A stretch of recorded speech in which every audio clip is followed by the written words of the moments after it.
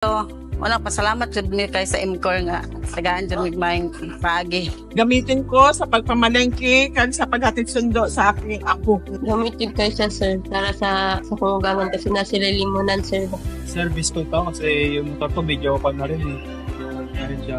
Ako na siyang i-service kaya naku maganda ng blessing ang ihatag sa Ginoo. Salamat kay sa Ingol. Salamat tipid ako sa MCOR, sir. Magpasalamat lang po ko kay sa MCOR nga dako kay katabang kanamo sa among paningabuhi. Labi na gyud sa Isuzu Travis nga brand new pa gyud ang iyang gihatag sa amoa. Thank you kaayo Lord. Thank you kay sa inyo tanan. Sa Incor, wala ka nang hanapin pa. Andyan lahat. Salamat sa MCOR. Abdo mo sa MCOR kay Baratura.